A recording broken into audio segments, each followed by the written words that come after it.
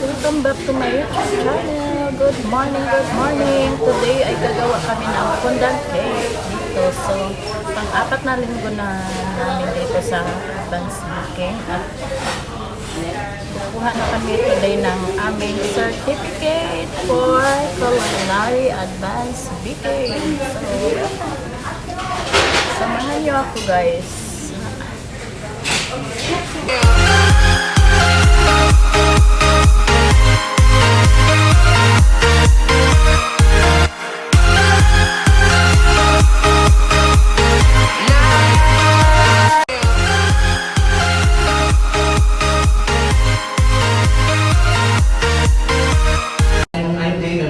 A chef also here in Kuwait, and then it's been 2 years and already in CEE Network. Okay, so now it's nice to meet you all, and although there's some familiar faces here, who's my students later also in chocolate class.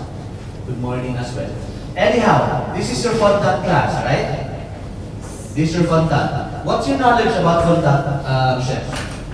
This is your last class of your advanced baking. What is your knowledge about fondant?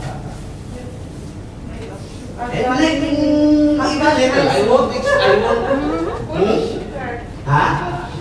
Sugar. And then? It's a gummy sugar. Gummy sugar. The texture, it's gummy, it's elastic, it's sweet, and what's the process?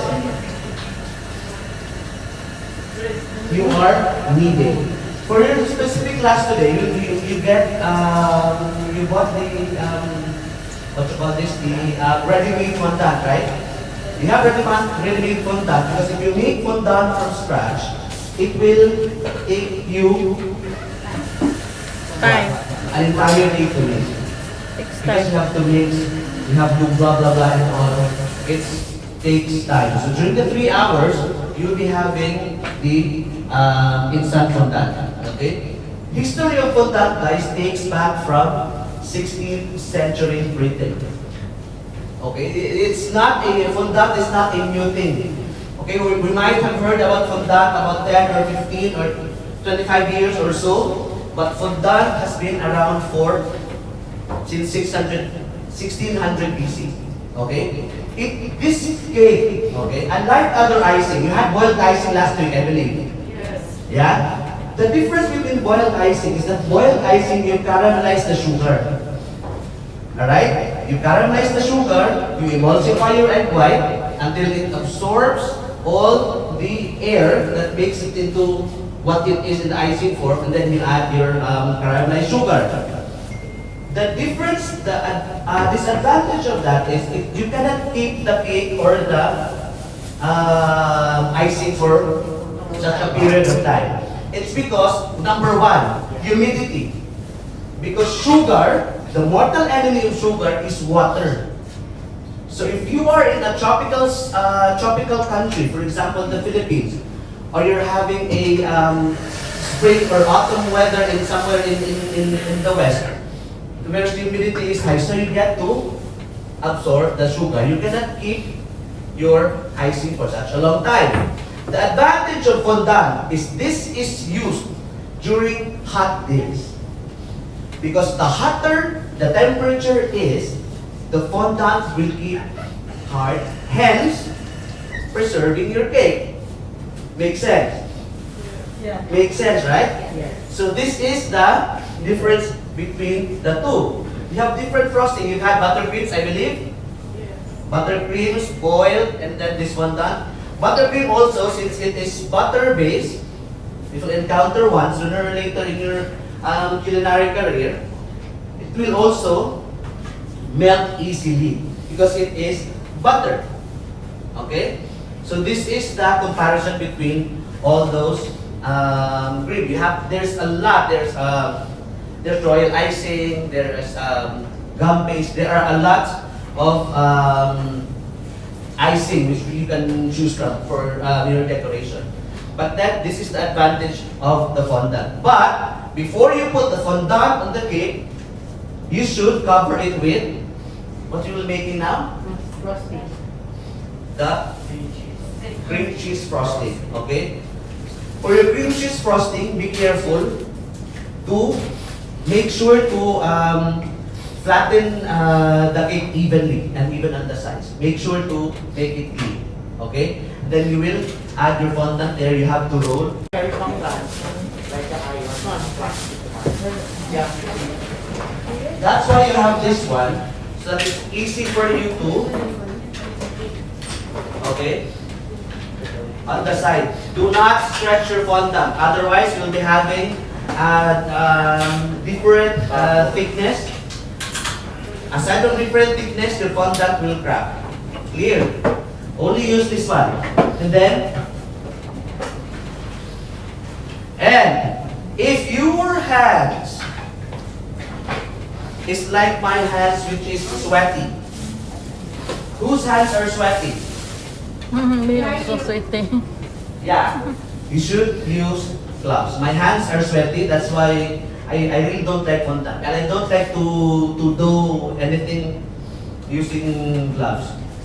Okay? So make sure everything is dry on your station. Okay? Make sure to organize everything. Okay? Because later on it will be really messy. Okay? So make sure if there's any dirt, especially now that there's a new guideline, you should be very careful. Please clean your station most of the time, if you can. Okay? And this is, take this class as an art class. Okay? This is an art. Walang mali, nothing is wrong. Okay? It depends upon your interpretation. Okay? That's why this course, which we have in common, like mine, this is called pastry arts. This is called culinary arts. Because it's an art. It's not like something specific when you take board exams like this. Okay?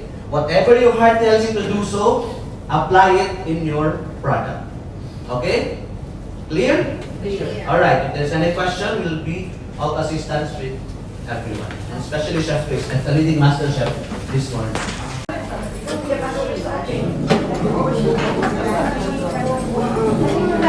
I'm done for today, my fondant cake. Ayan. Ayan yung design ko ngayon. Valentine's.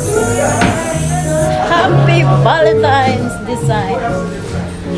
Ayan. So, yan na yung finished product ko.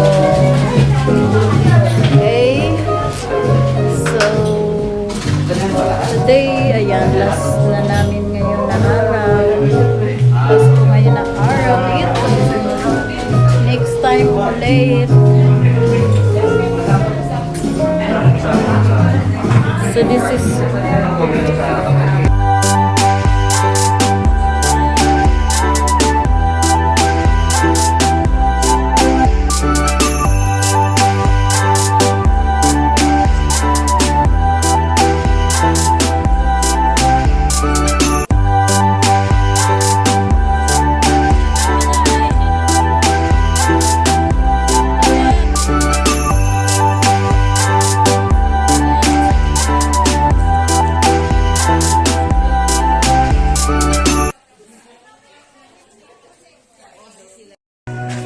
Cielito Batsmayor.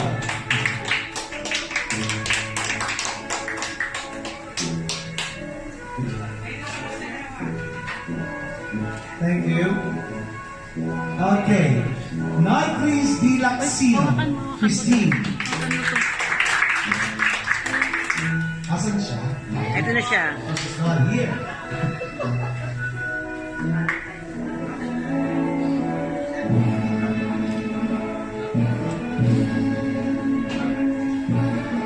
Ramya Vasudevan Sri Kumari. She's also in the next course. Meron siya kamud.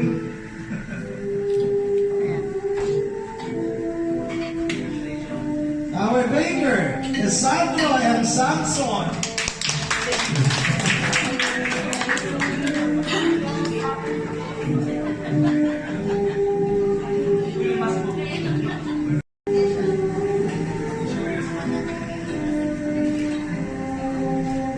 Jennifer Medina.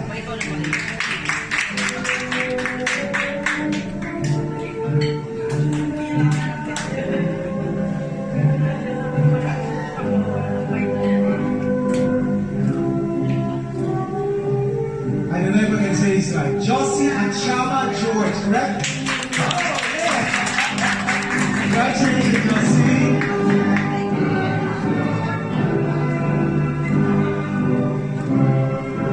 Leilani Perez.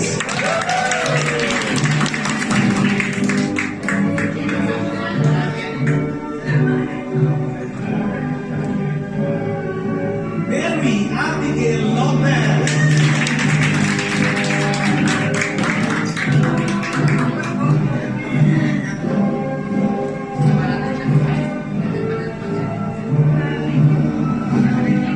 Mercedita A. De Leon Merchi.